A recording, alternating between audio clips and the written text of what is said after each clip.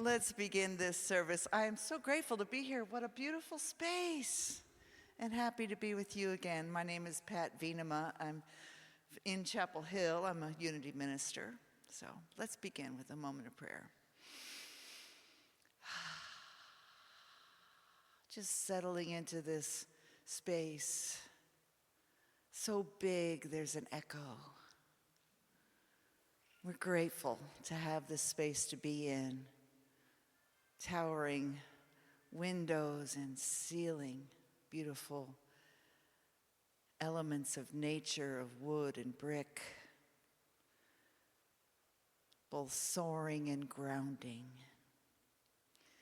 We're grateful to be here together today, and we know that everything that people are contributing to this service will fit in perfectly, will speak to us, our hearts and minds.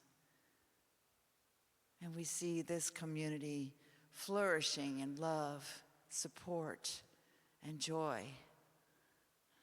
And so it is. Amen.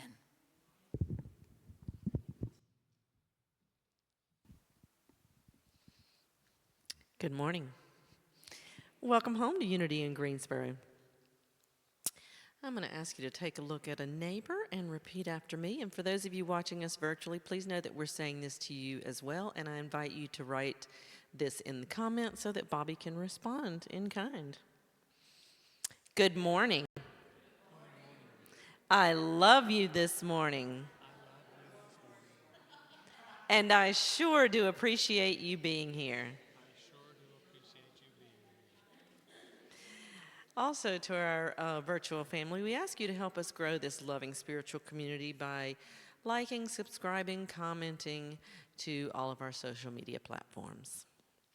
Now we're going to read the affirmations for the month of September.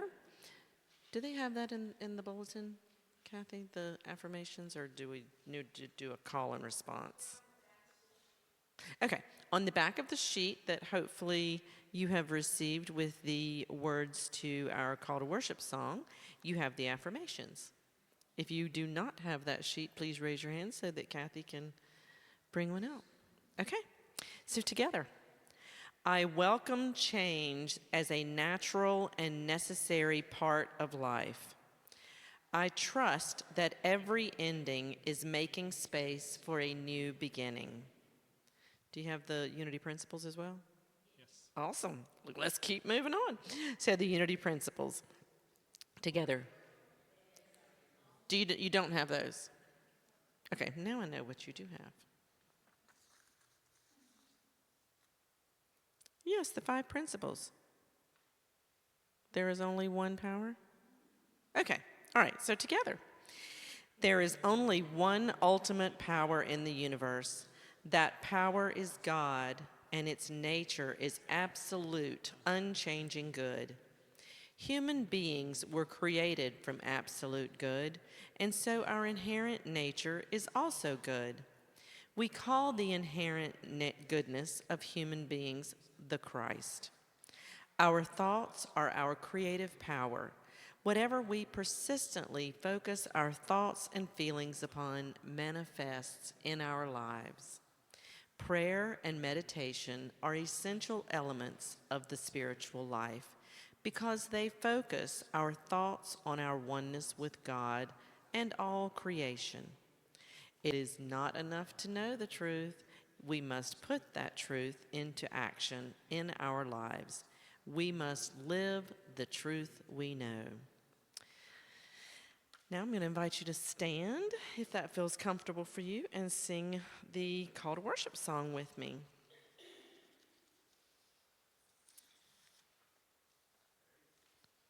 Ready.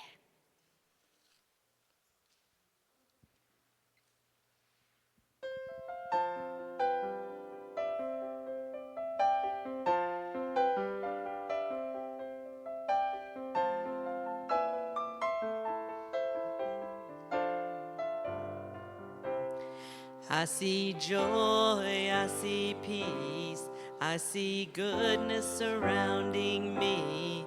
I see love in every breath I breathe. I see God in everything. I see happiness, I see freedom. I see the beauty that lives in me. I see perfection in what life brings. I see God in everything. I feel joy, I feel peace, I feel goodness surrounding me. I feel love in every breath I breathe. I feel God's in everything. I feel happiness, I feel freedom. I feel the beauty that lives in me. I feel perfection in what life brings. I feel God's in everything. I choose joy, I choose peace, I choose goodness surrounding me. I choose love in every breath I breathe. I choose God's in everything. I choose happiness, I choose freedom. I choose the beauty that lives in me. I choose perfection in what life brings. I choose God in everything. I know joy, I know peace, I know goodness surrounding me. I know love in every breath I breathe. I know God's in everything. I know happiness, I know freedom. I know the beauty that lives in me. I know perfection in what life brings. I know God's in everything. I know God's in everything. Oh, y'all sounded beautiful. Thank you for that. Well, before you sit down, we're going to pass the peace. So spread some love if that feels comfortable for you.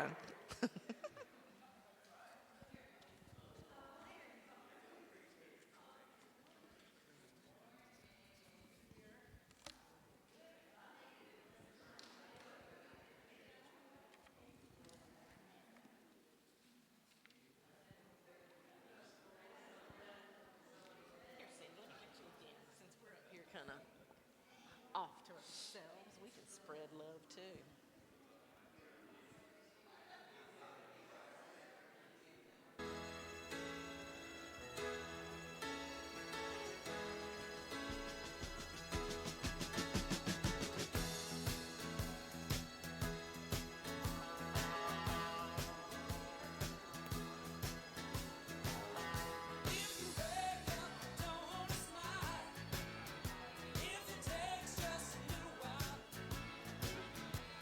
So there you go.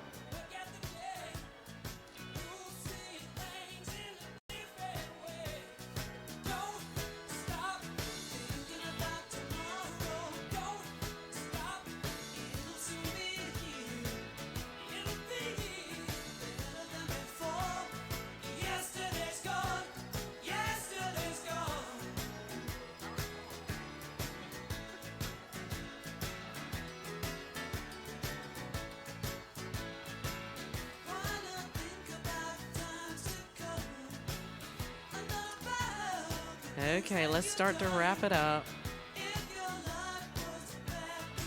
I know we could do this all day, but there is a message yet. If everyone will please find their way back to their seats.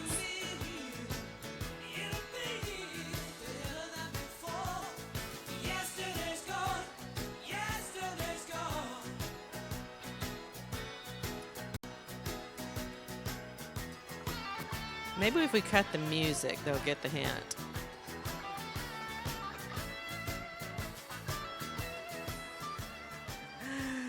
Right, crowd control. I'm clearly failing miserably. If everyone will please find their way back to their seats.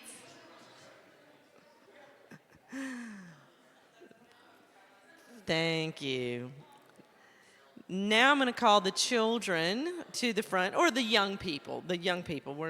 They don't all have to be children. Okay, now don't everybody get up, because I know we're all young at heart in here. And since Wally's not here, I'm going to do the song I want to do. And then we'll rub our hands together. So, rub your hands together and hold it up to the young people. You are walking as the light, as the light, as the light. You are walking as the light of God. As the light, as the light, as the light, as the light, as the light, as the light, as the light of God. We love you, we bless you, we behold the Christ that is you. And so it is. Enjoy your time. We're so lucky to have young people here. Now I'm going to invite the prayer chaplain up. Charlotte. Well, I like that version too, so that was fun. And I'm so glad that you can carry a tune. So today I am serving as your prayer chaplain, and Nana is serving as our honorary prayer chaplain. And want to point out that no matter what you may be growing through, the prayer chaplain team is here to pray with you. And so there's me and Anita and Nana that are here today. And of course, our minister, I'm sure she would be willing to pray with you as well. Yes. So seek one of us out. And actually, I have been exploring the building and have decided that back through that door there, that there's this place that would be a really great place to go and pray with people, because it would be quiet and kind of an isolated place. So that's my idea of where we can go to pray. So if you want to be included on our prayer list, you can fill out a form, which is on this table here, and put it in the prayer box either before or after the service. Or you can use the link on our website to contact Silent Unity at Unity Village. And just knowing that when we have prayers here, our prayer team prays over them, and then they are sent to Unity Village, where they are prayed over for a month. So we believe in that prayer power, right? So we know that prayer works. So let's actually do that together now. And I just realized that I have two names that I was given in an email. Thank you. Wait, when I get there, will you give them to me? All right. I forgot to write them down. Just crossed my mind. Now, again. So I invite you to think of someone or something you'd like to send some love to as we pray together. Dear, dear Spirit, we know that you are without limits. And from this place of truth, this realization of our innate oneness with you, this recognition that you are the very life we live, from this place, we hold the intention of wholeness, wholeness for ourselves, our loved ones, our world. And for all the specific requests we have placed in our prayer box, and for those who have specifically asked for our prayers, and for any names you silently want to add to this list. And so I know we have two from Tamika. Diana Watson Bell. And Willie Watson's family. Then there's Ryan Dean, Griselda Gutierrez, Sandra Hamilton, Brenda Kennedy, Pete Kevitt and Yolanda, Rodrigo, Marilyn Willard, Danny and Jenny Walker, and Jimmy Featherston. Together, let us affirm that these loved ones are whole, perfect, and complete. We are standing with them knowing that God is already actively working in partnership with each person to grow through the appearance of challenges. May each person to whom we have sent our heart energy experience the joy of their oneness with you, O Holy Spirit. And may that joy so fill each of their lives that they see and know only wholeness, no matter what the outward circumstances are. And so as we move into a time of meditation, let us begin by taking in a couple deep breaths, breathing in and out. In and out. Allowing our bodies and minds to relax.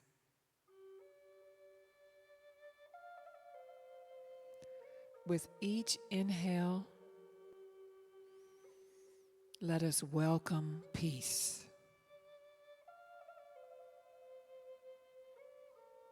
With each exhale, we release any need to control outcomes. In this moment, and every moment, we know that divine order is at work. Though the path ahead may seem uncertain, we choose to trust that divine wisdom is guiding our each and every step. We do not need to force, fix, or figure out. Ours is simply to trust.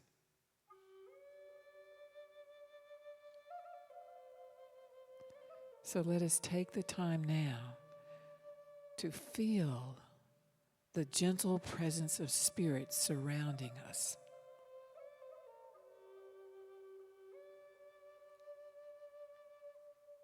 Rest in the assurance that all things are unfolding in their perfect time,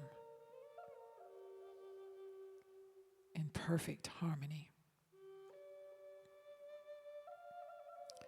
We are safe.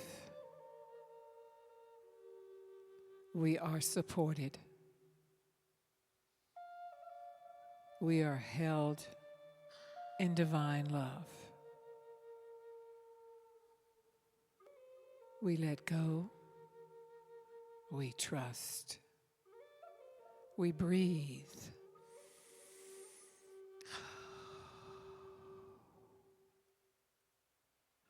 And so it is, and all is well. Amen.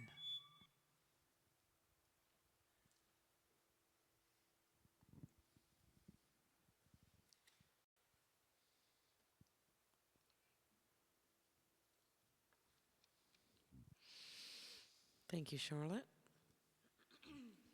And now I have the pleasure of introducing our special music for today, Sandy Hemingway. Sandy began playing piano at the Hamilton Baptist Church at the age of 11. Like so many do, he drifted away from church in his 20s while attending UNC, studying broadcasting, and subsequently at NC State, studying computer programming. I don't have any alliances to anyone.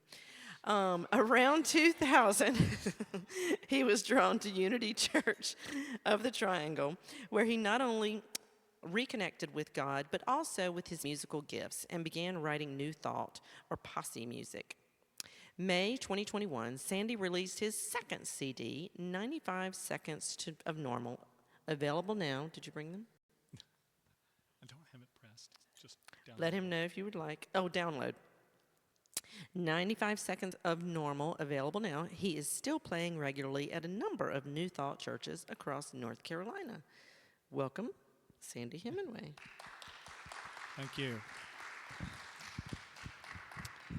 So, as I mentioned before, the first song I did, I've been collaborating with Elaine Penn the last couple of months, and this is another song. She writes the lyrics and hands them to me, and I add the music and the melodies, and we're just producing wonderful things. This is called Who I Am.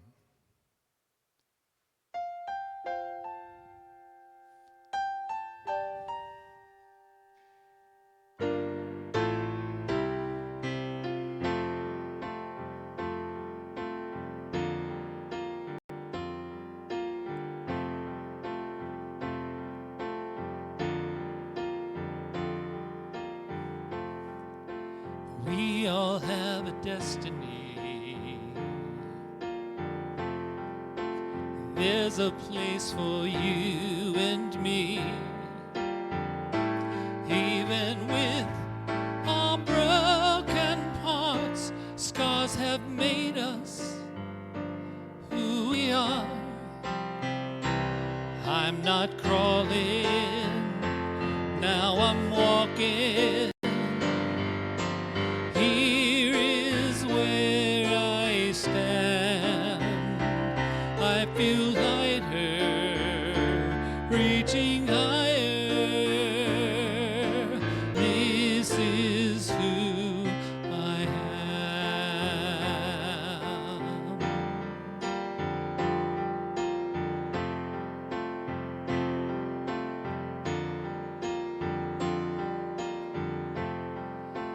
Got a lot of living left. I refuse to hold my breath. Breaking through these barricades, life has made me bold and brave. I'm not crawling, now I'm walking. Here is where I stand. I feel lighter, reaching higher. This is who I am.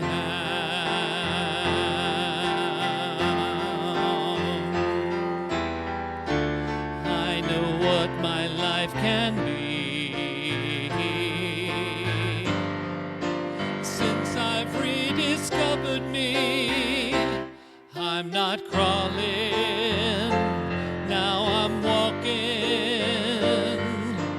This is where I stand. I feel lighter, reaching higher. This is who I am. I'm not crawling, now I'm walking. This is where I stand. I feel lighter, reaching higher. This is who I am.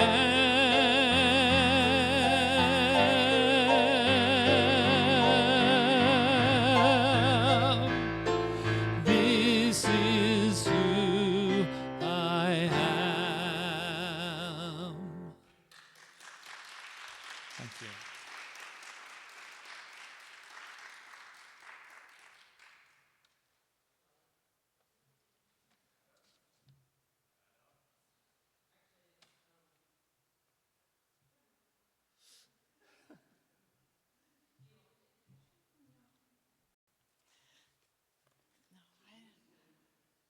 Well, I might need an introduction to some people.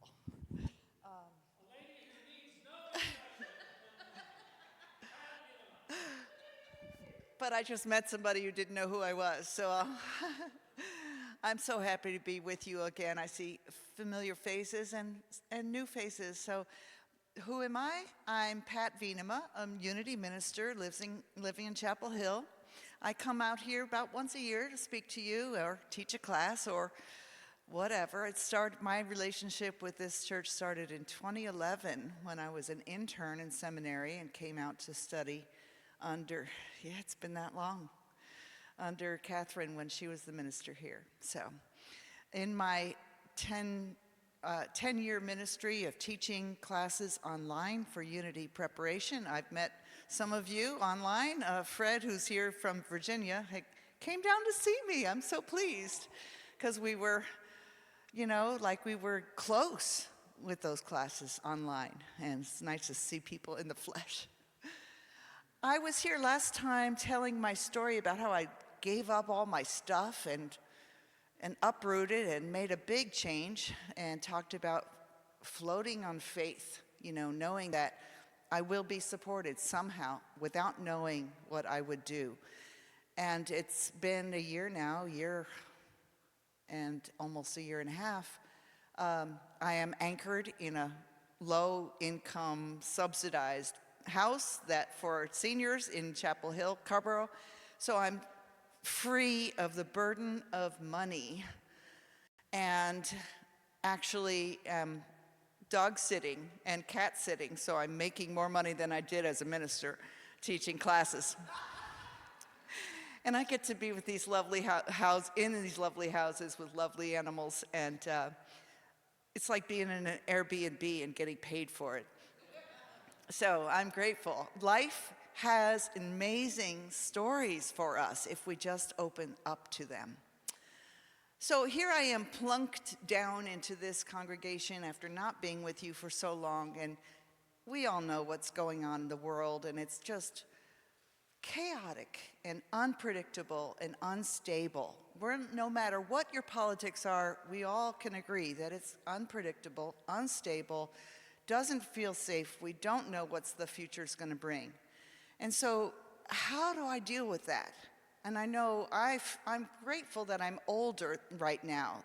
When I was in my 20s, I was a strong activist, 30s too, and I was gung-ho for, it's gotta change this world, And I've, over all these decades of trying to change the world, I've just come to a realization that it's still not changed, and I've done all this work. So maybe I'm pushing against the boulder that doesn't want to go up the hill. And maybe not. Maybe every effort I've made has made a difference in people's lives. I'm sure it has. As, just the work that I've done. If you want to ask me, I could talk about my life. But I'm sure you have done those things too. And now we're at this place where we go, I can't grasp it. I get wound up when I watch the news. I mean, I heard a guy on a little, one of those shorts online about, every morning I wake up in the morning and I pick up my phone and I scroll around to see what's going on, and within 5 minutes, I'm so pissed off I can't stand it. So I'm asking you, is that what we want to hold in our consciousness? Yeah, my title was Conform or Transform. It's your choice. Because conforming goes toward every direction. You can conform into this camp on the right or this camp on the left or whatever, spiritual but not religious or very conservative Christian or whatever you are, you're conforming to what you chose to follow. And we're all conforming. We've started conforming since we were 2 years old, and our parents said, no, you can't do that. We're always conforming to what people want.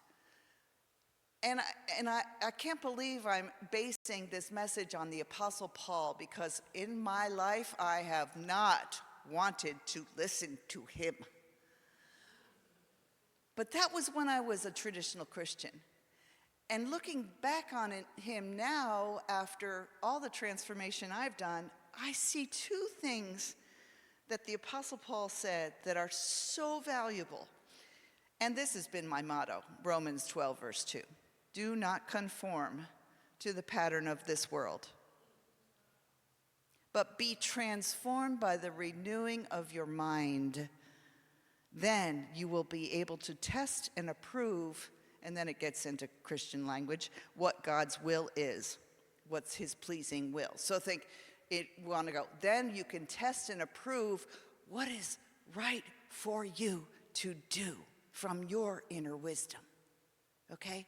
Do not conform to this world. Don't conform to the fear. No matter what side of the political spectrum you're on, no matter what your economics is, we have fear about whatever the situation is. We're all operating on fear. It's the human existence. And the freedom from fear is where we want to transform to. Okay? Do not conform to this world of fear and lack and unsafety, but transform by the renewing of your mind. The Apostle Paul was a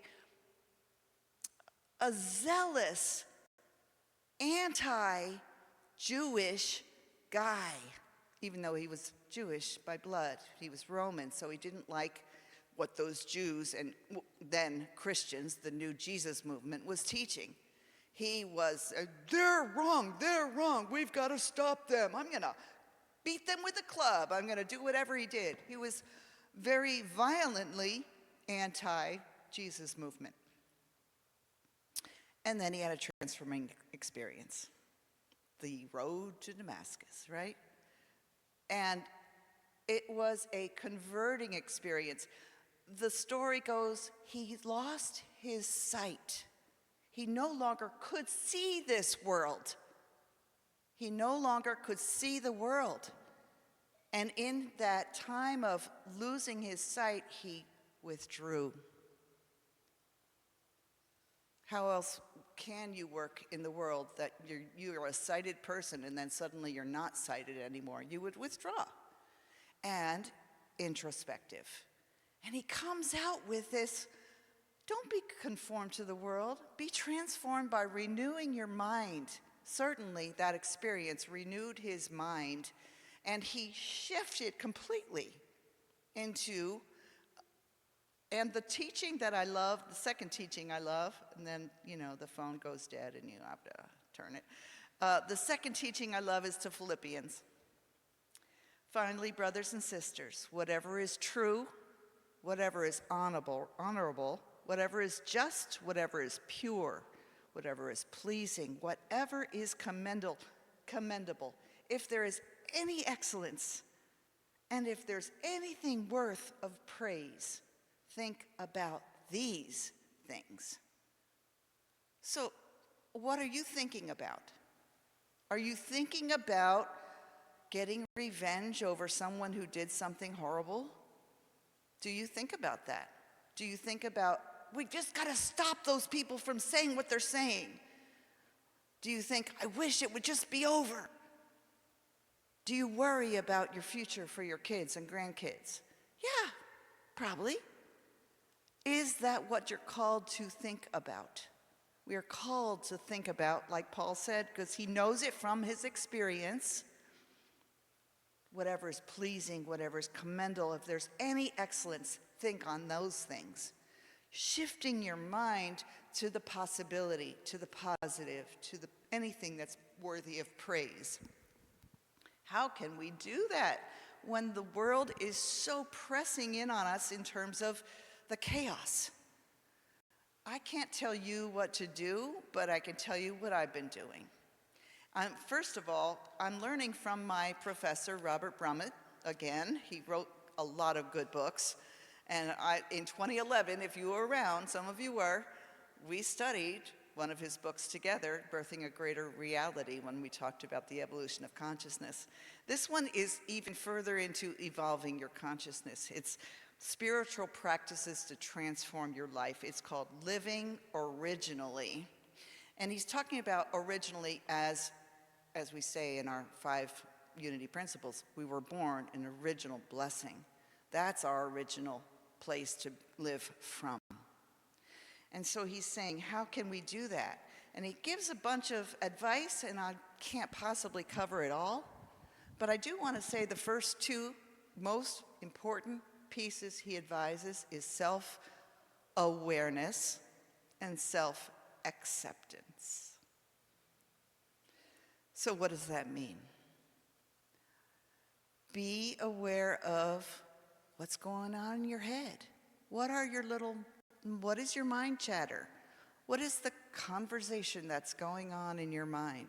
It can be as simple as, what should I wear this morning? Well, this makes me look, and this makes me look, and this makes me, I don't feel like, oh, what are they going to think if I wear this? I'm not wearing very nice shoes. In fact, I have socks that don't match. And I'm speaking from the pulpit. Oh my goodness, what will they think? Do not be conformed to this world. Okay, I'm just going to wear what I want to wear. And, many women unity ministers have said, I get more compliments on what I wear or don't wear than what I said in my sermon. So yeah, we have to not be conformed to that and just be who we are, live originally. Okay? Self-awareness. Notice your thoughts before you speak. Well, that's a good one. We often think about what we're going to say before the other person even finishes talking or on top of them. But if we stop, just a little breath, and notice what we're thinking and how we want to say it, we can go far with our relationships to improve them. And notice that you don't have to say everything you're thinking.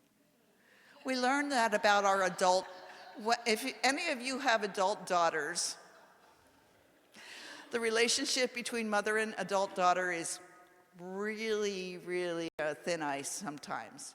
And all I've learned is I don't have to say what I'm thinking. So simple. So it's self-awareness. What am I saying? Do I need to say it? What am I thinking? Do I need to say it? Do I need to say this right now? I notice that in study groups, when one person seems to do all the talking, I'm realizing that person isn't self-aware. They're not aware of how much they're manipulating or monopolizing the conversation. When people become more self-aware, they're not so eager to compete with someone else to have the first answer or have the right answer. So, self-awareness. The other part of self-awareness is the capital S, self. If we're talking about being made in the image of God, then what does that mean? If we are actually God showing up on earth. Self-awareness. Are you aware of your God self? And that doesn't mean do good or say the right thing or show an example. It's more like, is your presence, are you bringing your God self into this space? Whatever space it is, work, home, traffic jam. Call on your God self. And it doesn't mean you'll be Miss Prissy. It just means you're going to get yourself grounded as soon as you remember that. So, is my God self showing up? How will I change my behavior? Self-awareness. Self-acceptance is the other thing. And I've done a lot of work to understand myself, and that has helped me accept myself. So when I found out I was in the Enneagram, a certain number, doesn't matter what it is, because we all do the same thing. When we learn the Enneagram, we go, oh, I don't like that number. I don't like how that is, and then, oh, no, I can't, I'm not that. And then you are. So we have denial of who we are and acceptance of who we are. And it doesn't mean that because I am who I am, I have an excuse for what I am. Self-acceptance means, oh, yeah, I have this hang up. I got to work on that. Or, boy, I noticed that comment really bothered me. Okay, it bothers me. I accept that. Now why? and there's more self-awareness.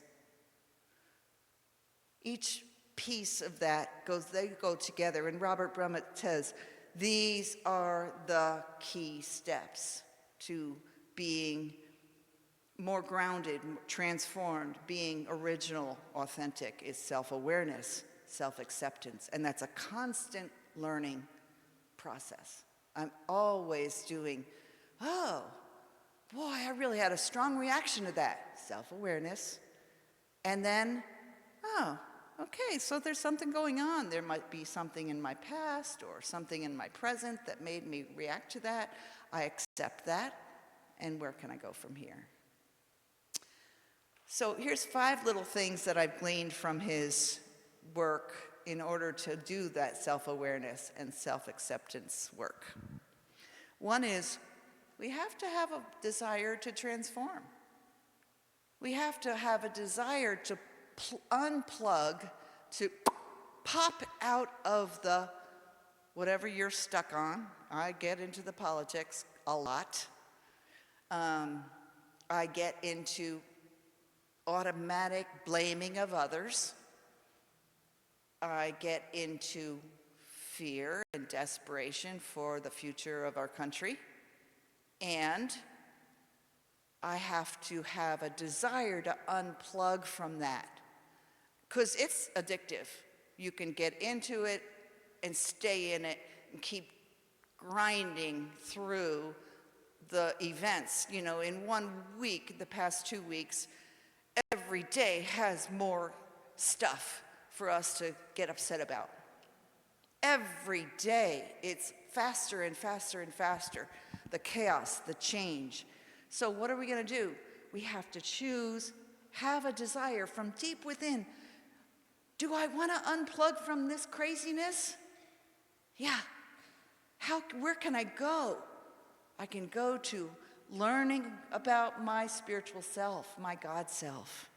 So the second thing is setting an intention. If you have a desire, which is a motivation of the power of love, passion, desire, and maybe it's self-preservation, love, because I can't stand this craziness anymore. I have to find a vacation for my mind. The second one is setting an intention.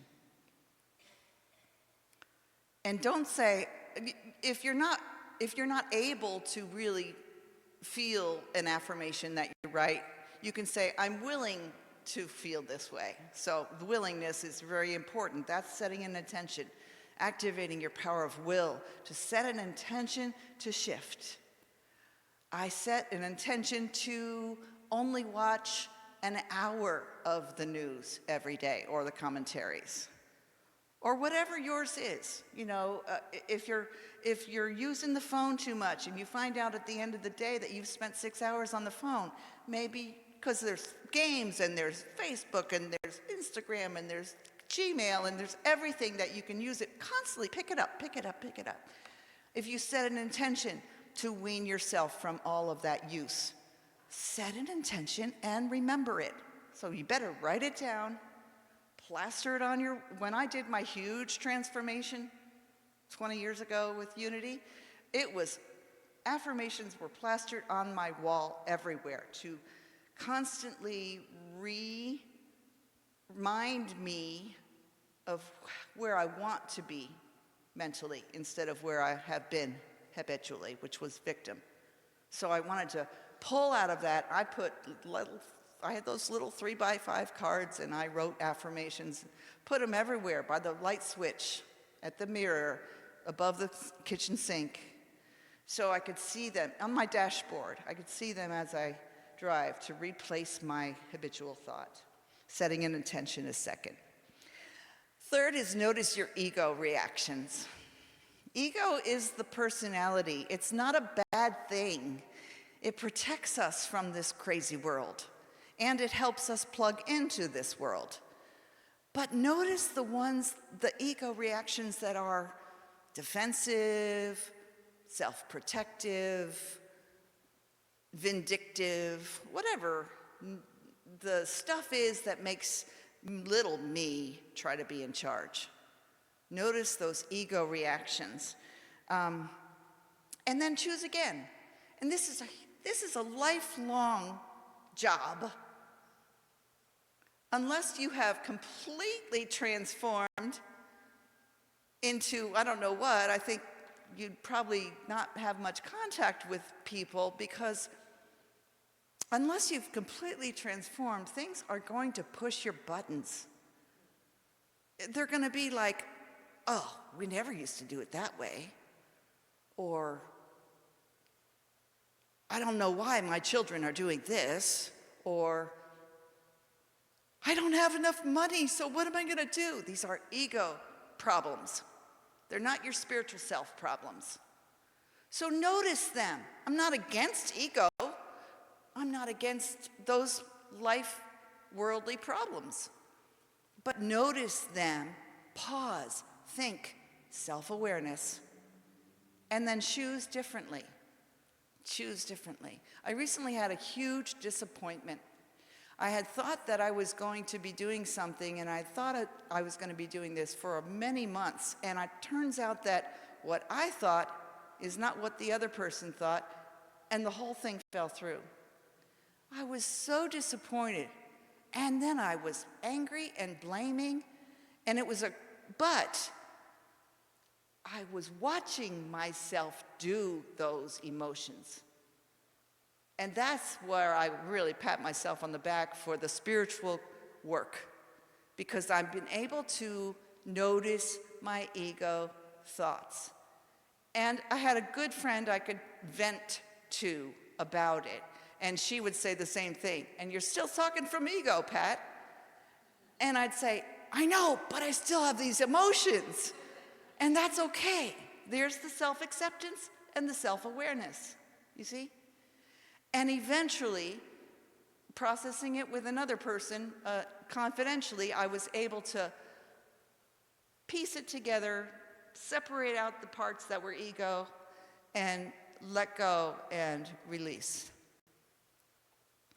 And it still hurts that the disappointment happened, but I don't feel like demanding forgiveness or demanding their full apology, or, I don't feel like I have to demand anything from anything. It's just the way it was, the way it is. And it's disappointing, but life goes on. So there's the ego fighting against what's inevitable. I couldn't have changed it, right? So ego wanted to hold it, keep it the same, but I couldn't. So working through it, noticing my ego thoughts and choosing elsewhere is very important. And that comes to the fourth level, and there's only 5, so we're almost done. Surrender. We don't like to talk about surrendering because we think that we're the victors. We have a victor philosophy here in Unity. I can do anything. I can set my mind. Where's the surrender come in?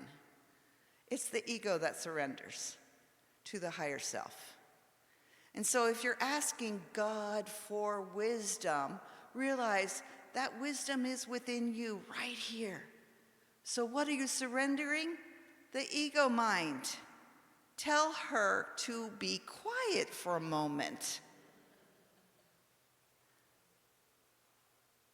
And don't let ego keep dictating what you are expecting. Do not be conformed to this world, but be transformed. Try not to control everything, because you never have been able to control anything, except maybe your own tiny world. You are worthy. You're worthy of freedom. You're worthy of the freedom from fear. You're worthy of freedom from fear in spite of the chaos that's out here. And if you think this is too much about me, or you, us, people, instead of about God, realize that the only way you're going to transform your mind to get out of the addiction to this fear is to surrender your desire to control to your God self, to the higher power within you and all around you. And finally is being honest. Being honest. This is the step toward authenticity. Be yourself all the time. Don't fake you. Now I'm talking to a group of people who are older. The youngest people left and they were in their 20s. And so we're learning not to fake ourselves, but I know that a lot of us have had that experience. And even when we come into a place like this, if you are the one who always does the coffee or always does the ushering or la la la la, you might be doing that because you think people expect it of you instead of doing it because you love it. And there's the difference about honesty. Do things because you want to do them, not because everybody always puts it on you to do it. And I have a friend who is such a helper, always helping, wants to help. How can I help is one of her favorite lines. She had to stop going to the church because she was tired of always being the one who got volunteered for things.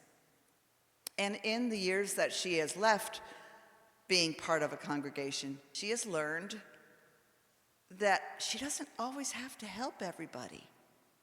She can say no. That's a huge growth for her in her self-awareness. So whatever your stuff is, the role that you feel like you have to play, imagine not playing that role if it's not you. Just be you. I compare myself to the other grandma. Wow, she's always got these crafts for the kids to do. They're always coming home with something cool that they did at Nana's house. I don't do crafts. I sit on the floor and play games and do word ideas and do physical things. And I always think, I'm just not as good as the other grandma. And then my daughter says to me, the kids love being with you. And I realize, if they just love me, myself, because I'm me. And that's how we want to be. I want to be with the whole world. And I don't have to get someone to like me anymore. That's freedom. That's freedom. And when we are ourselves authentic, others are authentic with us. If you're not going to entertain lots of superficial chit-chat, but you want to go deeper, and you kind of ooze that out of you, others will respond in that same way. So be yourself. It's contagious. Authenticity is contagious. So do not be transformed. Do not be conformed to all the stuff. Pull yourself out of it. Do your inner work. Know that you are a beloved, authentically beautiful human being, divine being as well. Hold the watch. Do your part as an activist. Do whatever you can. Write your letters, make your phone calls. Do whatever you can to be part of this world. But don't conform to it. Pull yourself out. Do your work. Find peace. And then at the end of the service, when we say, let there be peace on earth, guess what? Yes, there is peace on earth, and it begins with me.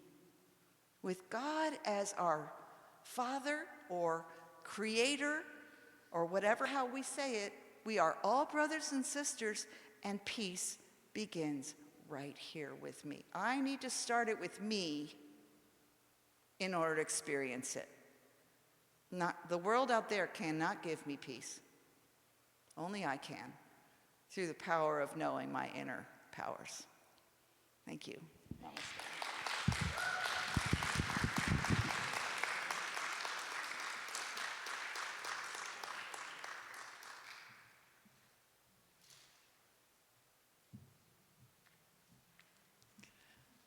Thank you, Pat. I just always love your message. And it's just a reminder that, hold a second, reminder again, this whole, it was like affirmation from the affirmation, paying attention to your thoughts and stopping yourself and, and changing what we're thinking. Excuse me. So, I also want to say thank you to all of those who have shown up here today. And have you ever asked yourself why you take time to get dressed and come here on a Sunday morning? There are lots of places you could be, so why do you choose to be here? What is the gift of this time for you? Now, I don't want to put you on the spot too much, but I'd like to invite you to turn to a neighbor and share with them briefly what brought you here today. And for those online, please type your response in the chat box. So just quickly talk to a neighbor, take about a minute a person.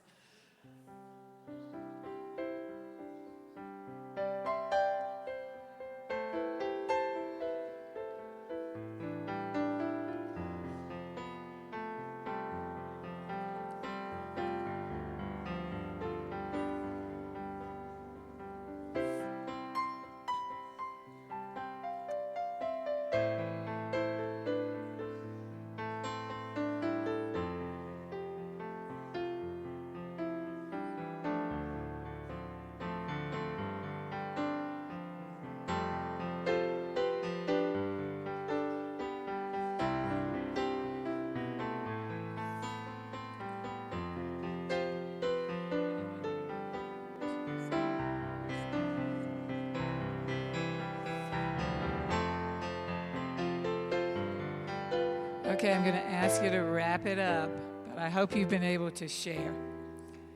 And I ask you to do that because we each have to take responsibility for creating this moment and other moments that we experience throughout the week as part of our collective spiritual journey known as Unity in Greensboro. And we also want to take time now to show our gratitude for this opportunity, to be able to come together and share our spiritual journey with each other by supporting this congregation in several ways, or financially. One, right now, the reason I'm speaking about that is the financial reason. But there's a little card, I think, that's in everybody's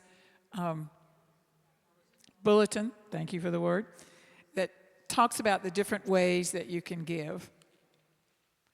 I think I have it here. Let me pull it out. It says you can text give. Did everybody find this little sheet of paper I'm talking about? So those are all the different ways that we can accept your gifts. And we thank you for taking the time to be here and taking time to share not only yourself, but your financial gifts as well.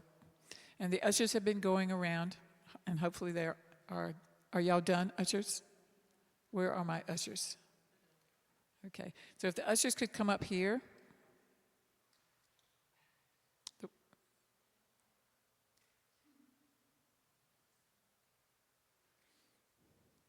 We just want to bless these offerings.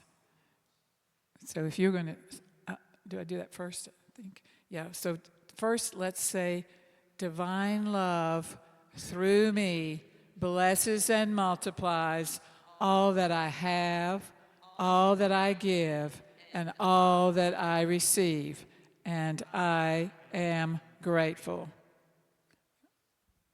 Now we can sing our song, which I'm hoping Eric has.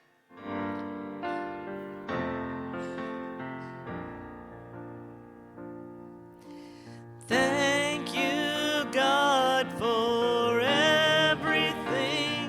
Thank you, God, for everything. Thank you, God, for everything. Thank you, God, for everything. Thank you, God, for everything.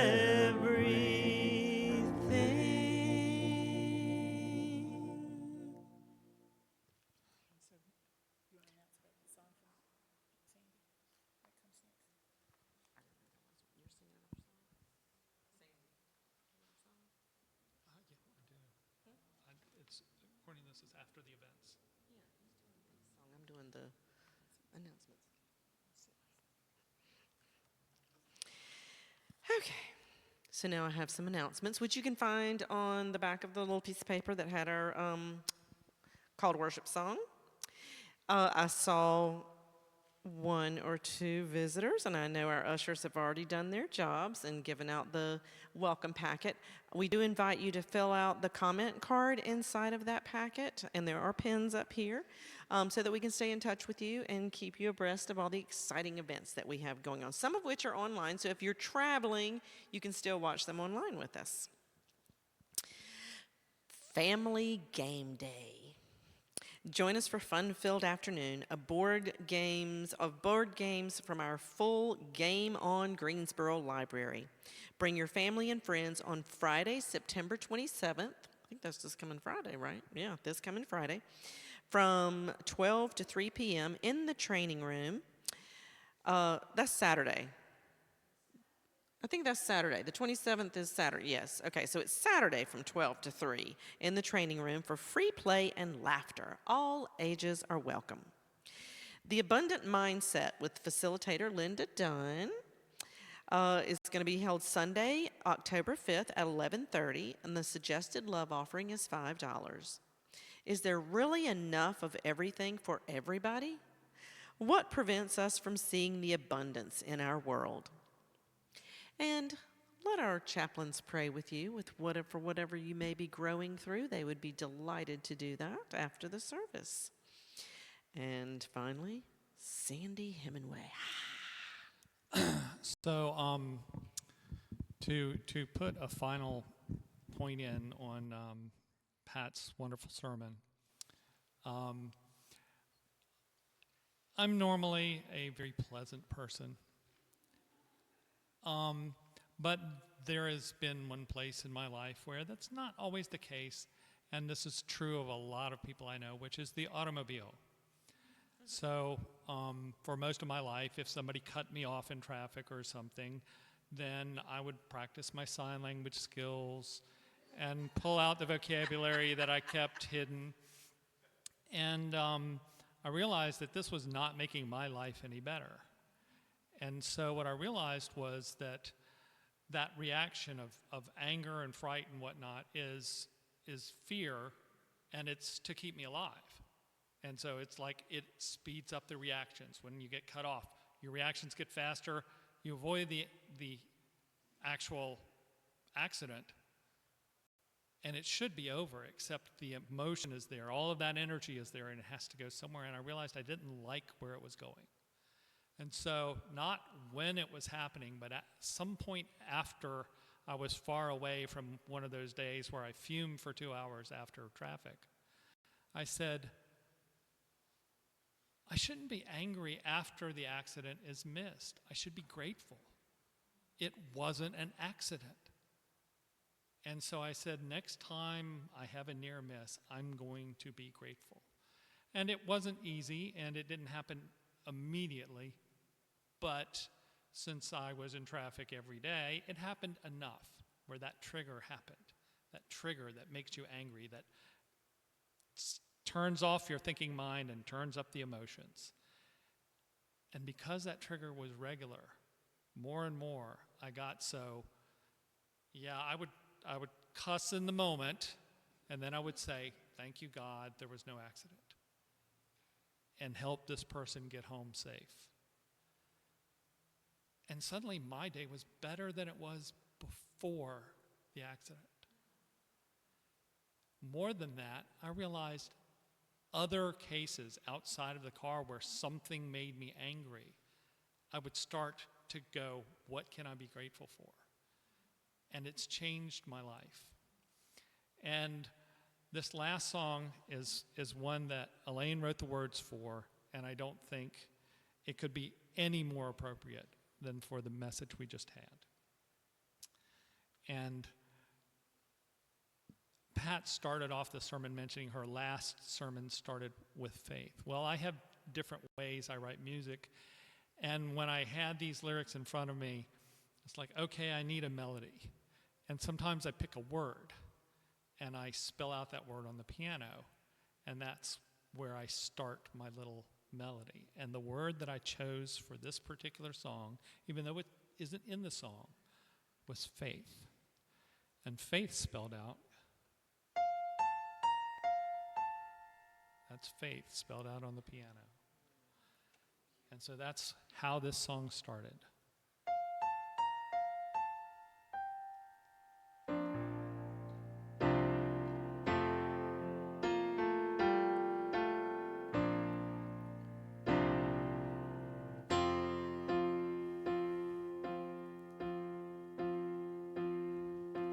Choose the story that you tell. Don't be so hard on yourself. Gotta deal with what you're dealt. Feel the feelings that you felt. Life is good. Life is good. It's not what you take from it. Life is what you make of it. Life is good.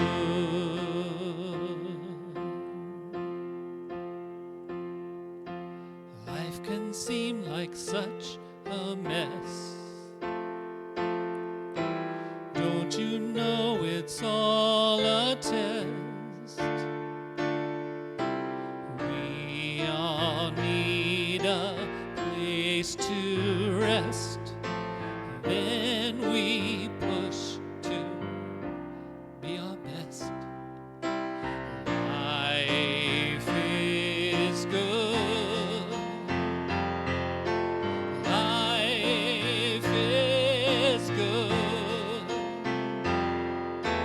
It's not what you take from it. Life is what you make of it. Life is good. Life is good. Life is good. It's not what you take from it. Life is what you make of it. Life is good. Life is good. Life is. Choose the story that you tell.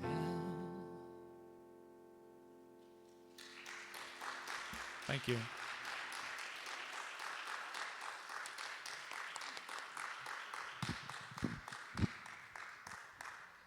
Thank you, Sandy. That was very apropos and absolutely beautiful. So we invite you to return next Sunday to join us for Keys to the Promised Land. And our musician, special musician next week will be the John and Candy Band. So as we want to, I don't know what each one of you shared with each other about why you come here, but I know for me, it is to be reminded of these things that we've heard today about us being spiritual beings and then sharing that in fellowship with one another. So I'm just really appreciative of both Sandy and Pat for being here today with us. Let's just give them a hand. And sharing from their hearts to our hearts. So now is our closing with our prayer for protection. And I invite you, is there anyone that's not comfortable holding somebody's hand? Okay. What? Don't point, Pat says don't point them out. Okay, you're right, Pat. I agree. So I was going to encourage you to make a circle. So if we could get, or just hold your hands up like this if you're not comfortable. But if we could make a circle. Are we doing the, oh, okay. I don't know. I just did it because it wasn't on my sheet. I just did it. Okay, do it. I did it. That's what that little thing was I just did.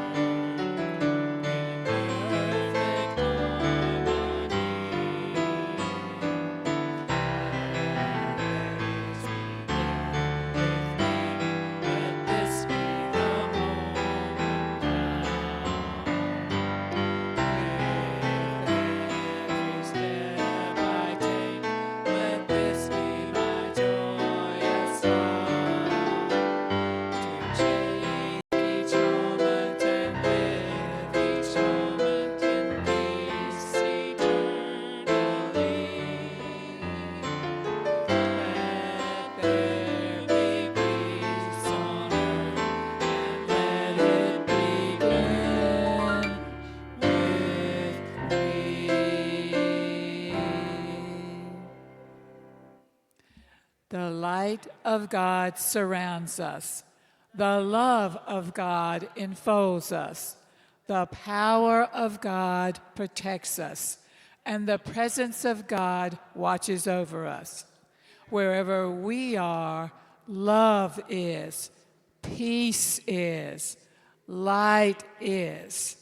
God is, and all is well. So it is.